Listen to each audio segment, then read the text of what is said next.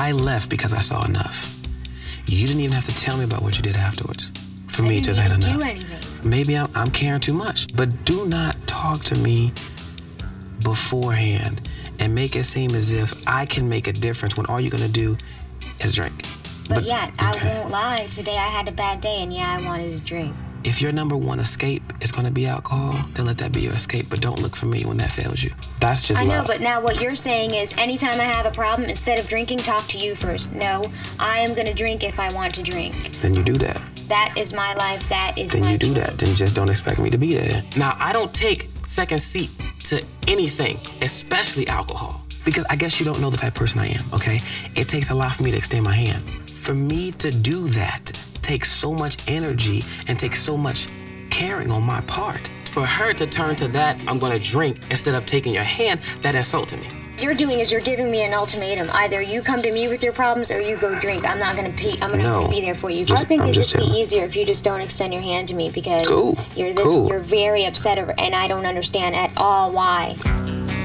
What didn't you understand about what I explained? It's yes or no. Are you mad at me? I'm not about to say yes or no because it's not cut and dry. What the hell was this whole conversation about? Why are you upset? You know what? I'll take the whole thing so we can get this over with. It's all my fault. I have no clue what I'm doing. I'm just great. Bye-bye. As long as you acknowledge that it's your fault, I'm fine because I don't think I'm in the wrong at all. Yeah, I don't give a... Go ahead. That's right. And don't talk to me for the next 5 months. I don't give a damn who the hell you are. Shit.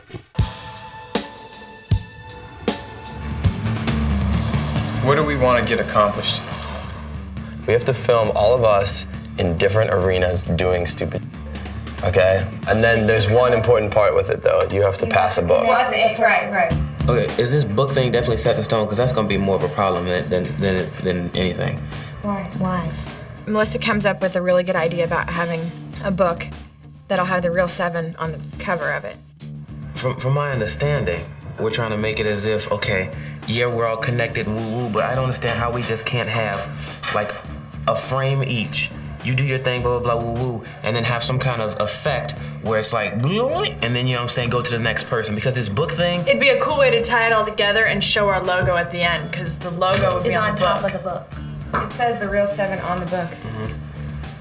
And whoever's last puts the book down, the camera zooms in, there's the real 7, our show starts. It's gonna be harder. It's gonna be harder. The fact that he is not with us to figure this out, but then can walk straight over and get rid of the idea immediately is not easy to swallow for anybody. Who said the first segment, 1, had to be original composition music? Yeah, where did we get that? No, but listen. I did. I'm doing something. I'm doing this, you know what I'm saying? Calm down. I'm taking care of it. The reason why I'm hyped up is because you need to hype the down then. You need to hype. Don't talk to me like that. Time out. Time the out. Don't talk to me like that. I'm taking a breakaway. Come back here and chill down. You better sit down, girl, because you ain't got on this. Here, let me go get it. But y'all just keep in mind we have other people here, including board members. Okay, sorry. But does anybody understand why he is belligerent? I'm not gonna walk around catering to your attitude anymore. I refuse. First of all, half the time we've made decisions, he hasn't even been there. The only time he's there is to confront that decision and shoot it down. I agree. This book has nothing to do with the music. It's a way to connect us all together. Let's not even talk about the music right now. Let's talk about the segment. Let's not use the book. Let's just agree on that when they come back. But see, we can't agree on that until we have all talked about it. David, I understand you're very passionate about your music, and you're going on the defense a lot. Just try to be professional here. I am professional. If you can't deal with it, you know what I'm saying? If you can't do it, shoot. That's not professional. Well, hey, tomato, move on. Okay. It's frustrating, and I absolutely understand the frustration, but you are not going to win, just like in that situation. It turns into Melissa's the bad one, and he's just staying calm. Don't let that happen. I need to get myself together, get collected, get back in there, and to not allow David to do this to me. Yes. And then we'll be able to figure out the set. Okay. Let's go on to segment 2.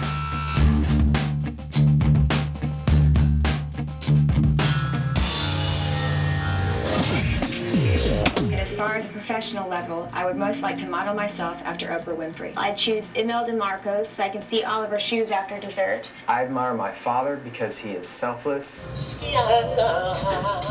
What the hell is he singing? Come on, be my baby tonight. Is this for our opening? I don't know. And What the hell is this? So this is just gonna sound ridiculous when it comes up at the top. It doesn't look right. You know, everybody's answering these questions, and then all of a sudden somebody's singing. Scooby-Doo, what chickens? This is so stupid. I don't even want this on the show. Can he do another one where he talks? No, he won't. Well, you know what? I'm sick of that. I mean, I don't want to blow up and I don't want to get pissed off, but this doesn't work. We have to make it work. This doesn't work. I'm the one who knows that David is going to fight with me about it. There is no middle road when it comes to discussing David's music. He won't compromise at all. I shouldn't let him intimidate me this much. We're looking at the tape. Basically, you need to go into the studio and answer just answer the 5 questions. Do you mind doing that? I'm gonna have to flow it. You know what I'm saying? That's the problem. Okay, what happened? I mean, why? I didn't... See, no, you said here's the picture. What questions did you answer? Because I didn't hear any questions. Oh no, see, no, just because you don't understand, you know what I'm saying, how I answer the questions, a different perspective, it's a whole different flow. You know? But I wouldn't. If I was watching the show, I would not understand that. But that's because that's you though. You see what I'm saying? You come from a different perspective. You're not looking at it that way. This is the perspective of smart people. They can understand flow. They can understand that. You see what I'm saying? Everybody else went and sat in a chair and had a microphone in front of them. That's what everybody else did. Yeah, that's what everybody else did. Well, that is the format. Like that's how it has to be. This is just something that we have to work together on. It's not good to just be difficult to be difficult. Can you not play along? I'm not being difficult to be difficult. Well, then just go in there and say, my name is David, I'm 22, I'm from Chicago, I like this to eat for dinner. Ain't nobody gonna back me down, you know what I'm saying? You can stand up to me, you can say your views and everything, but when it comes down to it, I'm gonna get my way. I said that I was wanting everybody to pick the questions and then I was going to break it down. Now, if you would have been listening, you would have heard. Oh, where's the breakdown? Where's the breakdown now? It was there, you didn't see it. Don't worry about it, you know what? We'll just screw the whole thing. Yeah, roll it, because that's how it's gonna be. That's fine. Great. That's cool then. Any call back? I don't want you to think that people at BYU beat up black people, because that's so not true. That's so not the case. But a black person would not last very long at BYU, would he? Why not? You tell me all the time I wouldn't last very long. I say you wouldn't last very long at BYU, and it's not because of your skin tone. Melissa has issues with her spirituality. Everything in Melissa's world is centered around Melissa. The fact that you, in my presence, will denounce God and mock everything that I believe in. No, actually, I have never mocked everything you believe in, and I can be very disrespectful when it comes to religion, and I have never said, Julie, Mormonism is stupid. Julie, okay, you know how being a Mormon makes you suck. I'm so lost. I don't even understand what this conflict is about. It's about the fact that you basically told me I have been insensitive and have offended you, but I personally know that I have made serious, conscious efforts to not talk about God so that I don't offend you. Melissa, I've been trying to stop the conversation forever. Now that it's open, and now that we both obviously are angry about something. I'm not angry. I am tired of talking about this. This is why I don't like being here. I'm tired of talking about religion. I'm tired of talking about racism. I'm tired of talking about everyone in the house and how they feel about things. I don't give a about your Mormonism. I don't give a about the fact that you pray. I don't give a about the fact that Matt prays. I don't care. But words are getting put into my mouth that I denounce God. I've never said that. I'm not a disrespectful person like that. I know that I can be. The fact that you said that I do it when I know I've made an effort not to, piss me off. That's all there is to it. Don't just walk away. We need closure on this, because I know you need it. I'm gonna let you guys talk about this, okay? I don't think I'm gonna do any good here, so talk it out.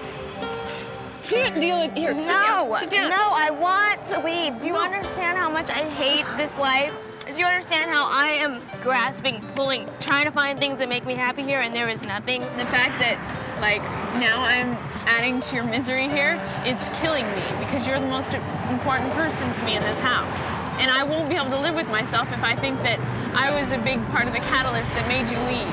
This was the first time I'd seen her truly open up and just be kind of true to her emotions. I would have never thought Julie could be someone who is in my life, but now she is in my life, and I want her in my life, and I hope to continue a friendship with her for a long time to come. The relationship between us is very strained, and it's like, it's tense, and she has this distaste for me, and I want to tell her, and I think I will tell her, that she needs to take ownership over her feelings. Jealousy is rooted in like competition. I think it's pretty damn vain of you to assume that I am jealous of you or have a problem with you because I like you or something like that. I just think that's crazy. You're so frustrated with the way I live my life, with my business. If I say I drive a BMW, I can see you just get pissed off. How do you drive? Like, you're talking out of your ass. Okay. I think you're the one that has the issues. I don't think it's me. Okay, fine. Why do you care? I can live, I'm fine without, I came up here because I felt— It's immature though, girl. It's immature, okay? How it's like so 3rd grade that you're doing. Because I don't communicate with you. No, I'm dealing with a psycho woman. That's who I'm dealing with. Oh, please, give me a break. Now who's in 3rd grade? God. I've been waiting for you to say something, but you won't. So of course, once again, I have to say something. Well, you know, I said, I came to you and you called me a psycho bitch, though. I feel like we didn't But we didn't get past the psycho bitch part, which still sort of like resonates in my head. I'm just being honest. I don't want you to think I'm psycho. I'm not psycho. I mean, I'm sorry that you felt that way. I don't think, if I portrayed that to you, then I apologize. And I completely misunderstood your statement of, are you an ass? No. I hear you're a Fidelt. And basically what that told me was, Kelly is harboring complete biases towards white, you know, frat boy, Ivy League, crapulous pig guy. No, you know? that's not what I meant. I walked in the store and everybody said to me up to this point, yeah, I thought you were the sorority bitch that was the token, like, cute white girl. Everybody told me that. I remember when you walked in the door, I felt at ease for a second. There was something inside of me that was like, oh my God, there's my counterpart. There's the person, you know? And then when it didn't click or something, like friendship-wise or whatever, it was just, I don't know, like it was confusing. It was just caring about somebody because you want to be friends with them for whatever reason, because you think you can identify with that person. And then when you don't get together on the same page, then it makes things really hard in your life. So that's it, huh? Yeah, well, I mean, it's not it. It's good, though. Thank you.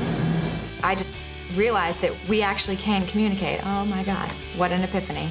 I didn't think that was possible, but we can. This is good, trust me. The ground made. Good. All right. Well, I'm happy for that. Well, the problem is we never talk about these things. So we've decided now is the time to talk about it. Well, you're right. Maybe now is not a good time, but I'm sick of skirting the issue. I'm sick of it. I'm open to the idea of you going to a different college. I just want you to be happy. Well, thank you. Why don't we not talk about it? We've always been moving, and he's been very busy, and it's just, I guess we never, like, created that foundation. You and your dad talk about these things all the time, and it just turns into a big argument. No, we don't talk about these things all the time. I don't think we do. We really don't, Mom. We avoid it because we're afraid it might, but we've grown past that. Oh, have we? Yes. I really love my dad for the person that he is, and yet, as soon as he opens his mouth, I just get all this anger built up in me. Why are you touching me? What always happens on Monday? What? Oh, you're being nice to me because it's Monday. That's right. He gets reminded on Mondays that he's nasty, and so he's nice to me. Hey, Julie? Seriously, if you ever... What? Did I hear you say a profane word? Did I just swear? The idea of using a profanity is so wrong to my father. I think that was Matt. It's only because I'm the ass man. Is that it? I think you do it and you don't even know it, Julie. Dad, I'm pretty sure Matt was the one who swore. Yeah. If you say that, it becomes an example to your little sisters. I'm a black sheep anyway. I'm a bad example, so don't worry about it. It doesn't have to be that way. Well, it can be. But it does, Dad. You've told me many times. We always are pushing each other's buttons, and we're always fighting. We can fight over the stupidest, insignificant things. Dad, it's just you made me angry. Like, I don't... Well, it's no big deal. It's just a word. Well, that's what I'm trying to say. But is there any reason to continue this? I mean, why can't you just say, oh, well, I'll just phase that out of my life? But what if I don't decide for myself that I don't want to... I mean, it's bigger than this word. I'm talking about in general. What if something that I do, I don't want to phase out of my life? What if I like it that way? Maybe you don't like it that way. Well, then search your heart. What the hell are you talking about? It's me. This is my life. When it comes right down to it, you can't tell me I'm a bad person because I said the word ass. If I don't think it's a bad... I never said you were a bad person. Dad, I can't live up to that kind of responsibility all the time. Can we go? No. I think it's getting late. We should go. This is important. We're finally having it out. What if I didn't get into BYU? What if I hadn't gone? What if I hadn't worked my ass off in high school to get into BYU for you? And what if I hadn't gone to seminary every morning just so I could get into BYU for you? What if that hadn't happened? Come, let's go outside. I've never had expectations for you as a father. I've never said, like, if my father hadn't done this, da-da-da-da-da. I don't sit around and bemoan that kind of thing. The only thing I bemoan is the fact that I can't be good enough for you, that I can't live up to it. But Dad, it's not self-imposed because you've imposed it on me. Every morning when you came in my room and yanked the covers off my bed and made me go to seminary when I didn't want to go. I do it for Alan too. I know, but why? So he could get into BYU. Why? Why? For a degree. Why BYU though? I don't understand why the decisions are made before we even have a chance to decide that's what we want. If you were raised in India, your parents would be picking your spouse. But is that right? Over in India it is. So it makes it right here? No, it's at a lower level. I have concerns and I have goals and aspirations that I'd like to hopefully... Impose on us? Not impose on you, but give you the opportunity to realize your goals for us? Maybe. I just can't do everything for everybody all the time. I don't want you to make mistakes. Dad, I've made a ton of mistakes. Did you pay for them? Let me pay for them. Let me own the consequences, because you know what? That's what helps me grow, and that's what helps me learn, so that I'm not living vicariously through other people's. I love my dad, and I don't want things to suck between us. I don't want to have this bad relationship. And I don't think he wants it either. When I'm running away from home, and I come home, and I break down the bathroom door. Only because of what you said to your mother. You're telling me that's a good relationship? Dad, you know that happened a lot. A lot? What?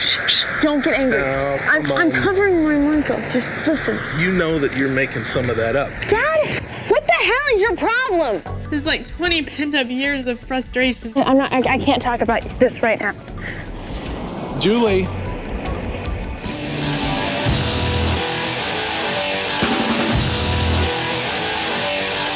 How's the studio? Very good. Sweat mad lyrics. Mad lyrics. Why'd you leave me? Leave you where? Here. I wanted to chill with you. I wanted to hang out. I wanted to see your form of creative expression. I ask all kinds of questions about what's going down.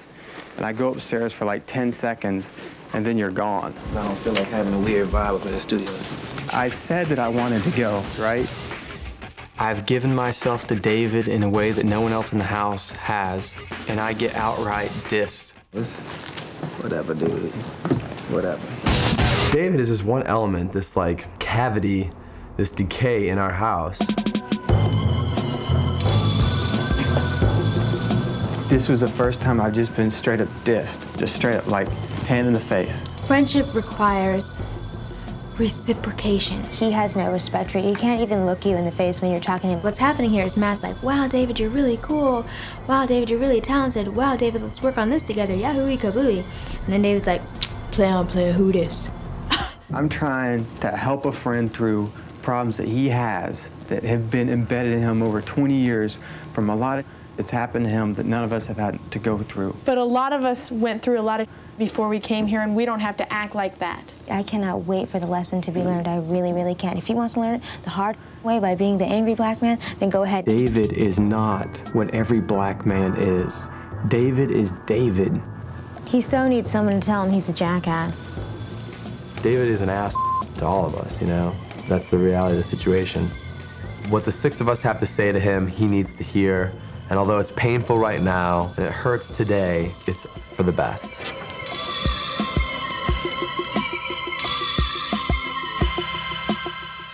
think the house is about to explode and David is going to be the target.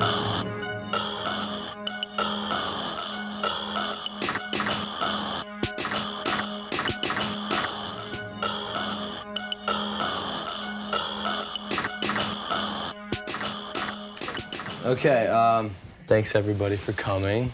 Basically, I called this house meeting sort of in the advent of our departure from the Belfort House in New Orleans. I want us all to leave here with no regrets and sort of just simply better people from when we got here in January. Saying that, this is not a meeting about dirty dishes, it's not a meeting about NOA TV, parking tickets, any of that. This is a meeting about openness, sincerity, the pursuit of growth, and about why, David, you are an asshole to each and every one of us in the house. I just want you to like start thinking about maybe some things that went on in your past, maybe, you know, things in your past that affected you or whatever, and see how they might be illustrated in the way that you relate with us, all right? Well, I mean, it sucks in general that this whole meeting is happening, ultimately, because I think it's just weirdness, and it seems strange that this is needed. I just feel that when I'm around you, I'm getting a very abrasive vibe. He doesn't know how to treat people. He doesn't know how to respect people. This is whole, like, eyes down, dude. I'm listening, woo-woo, I'm listening. Shut up. You were not listening to a damn thing. Because in that silence, you were sitting there strategically coming up with a way to avoid the question, why are you an ass? He needs someone to open his eyes to that and smash that bull facade right in front of him. Well, like, this is now your chance to talk about it. Because right now you're doodling and whatever, and you're still not giving us any respect when we're sitting here very, very non-confrontational, being adults. This is very confrontational, and that's what sucks about it. Well, you know what? This is how I feel about that. Julie, that's sometimes it has to be confrontational because David can't understand normal adult communication. So, since he can't, I don't talk to children. Melissa, come back. No, because you know what? It is not fair that the 6 of us could be chilling. David could walk in and completely up the vibe. We're 2 weeks away from going home, and I'm still angry about this. And when I stopped caring about it is when I had a better time here. So I won't care. I don't care. David, if I never see you again, I'll be perfectly happy because you're a jackass. Ooh, man. Okay, anyway. All right, that's her opinion, Dave. We don't all feel that way. Like, we are here. Yeah, it is 2 weeks before we leave, but we're here because we're trying to, like, solve something here, like, smooth things out, whatever. I mean, we want to have some understanding, and I think we all want you to leave here with some kind of understanding that we don't just hate you for any reason. We're not mad at you for just any reason. There's, like, something wrong here. Where to begin? I can better answer questions, seriously, so ask me questions. What would make you feel more comfortable with making eye contact and speaking to me? Well, that has nothing to do with the person. It's just the fact that my very nature, I'm just always on the go. Always. Just always constantly moving. Like if a shark stops, it dies. That's just how it is. That's just me. That's just the way I'm used to things. To me, that is survival mode. Why are you in survival mode in this house? Am I in survival mode? That's a really good question, Danny. Because I'll tell you, I've been in survival mode a lot of my life, and it's not a happy way to be. No, it's not a happy way to be. It's not a happy way to be, but it's a necessity for me. You know, there's a woman at home who right now is dealing with more than she can bear. And I am here because right now, in other words, I'm talking about Maz. Right now, she's not in the best of health.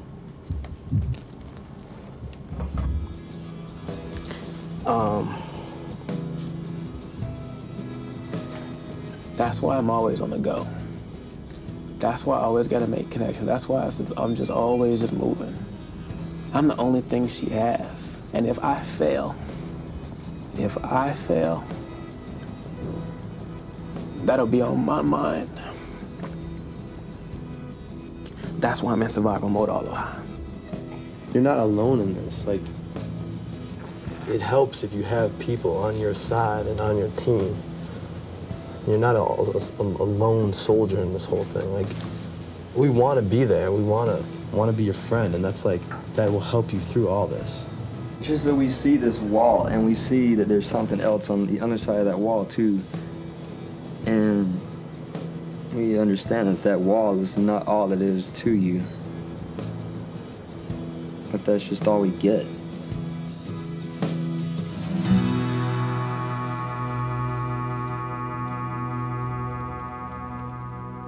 I do think that he said certain things after you left that I think you should have heard. Was one of those things, I'm sorry? No. Well, then I didn't need to hear. See, what you're doing is you're trying to take David from point A to point Z in like one conversation. There's no way in hell a kid with that much ego is going to start bawling, say he's sorry and he's wrong. Like, do you know how much courage and how much like... How much balls that takes? And I realized he has balls about this big. Having internal problems with your mother does not excuse treating people around you like crap. So until you can come up with a good answer, then I don't want to hear it. I decided to write Matt a letter because he doesn't like to communicate the way I like to communicate, and I think that through a letter, maybe that'll be more effective. I take to heart what you've written, because I know it took a lot of guts to kind of write this all down. But at the same time, some of this stuff really catches me off guard and wondering where it's grounded. Can I quote this? Mm-hmm. You judge the things I do, think, feel, even the things I like. It often seems that to you it is more important what people like than what they are like. Can we, could you explain more behind that?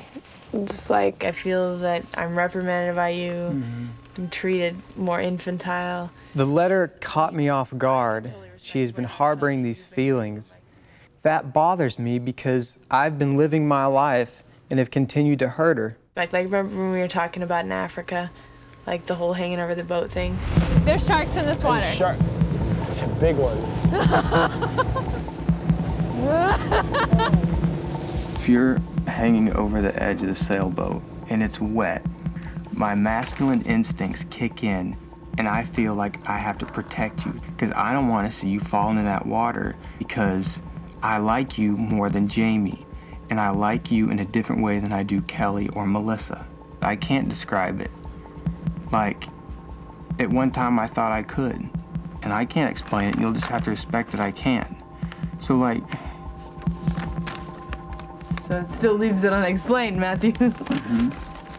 I'm not afraid of a more intimate relationship with him, whether it be just through friendship or whatever. He is mildly attracted to me, but he also knows that he doesn't want to go there because it's not 100%. It makes him uncomfortable. We've never really hung out. I mean, we've shopped together like, what, twice? You know, like, you're not here. And so I don't see how we could be holding hands, running through daisies, just totally excited about each other when we don't spend any real time together. She's with Peter every single day. And that has tainted the potential of us having a relationship. You're asking for like this big, gigantic relationship, friendship that's not I'm gonna not work asking for a big, gigantic relationship, friendship. I'm asking for there to be like a common denominator for the fact that when we're cordial, we're civil with each other. Done. And that's good for you. That's all we can do in the time we're allotted. None of this candy coating, none of this sugar. We need to just get it out. Can I talk now? Acknowledge that when you talk to people, there is a very abrasive vibe. See, you can't even take that criticism. You dish it out, but you can't take it. I'm breathing, sorry. A lot of people in this house think that it's hard to approach me sometimes and that I'm irritable sometimes. And I think that's probably true. Inside are these really fragile feelings, but I don't want to be another girl who walks around crying and who can't deal with things. You know, I want to be that woman who's powerful. I want to be able to stand on my own 2 feet. I want to be able to walk into a room and not ever be intimidated. You know, and the power that I have is this ability to use my strength to keep people from being able to knock me down. Kelly and I are both very strong-willed women. I think that we're both very stubborn women. I think that we both have a hard time accepting criticism. And I honestly don't think like what our problem is so big that we can't make it better. No, it's not big at all. That's yeah, just it's not. It's not. I think most of what our problem is semantics. We just have a hard time. And we are both very bullheaded. We say, I would say most things that we say to each other, we both are. You know, that's why there's such a problem. If we could just express observations about each other without defenses, we would be absolutely fine. We don't have to leave being best friends. And whether we fought every single day, and then on the last day we hugged each other and said, hey, listen, bygones, then I would feel good about my experience. I think that we both deserve to each other to at least try and make some kind of an effort. Just move up from cordial to like acquaintance or something, like, because I think that it's worth it.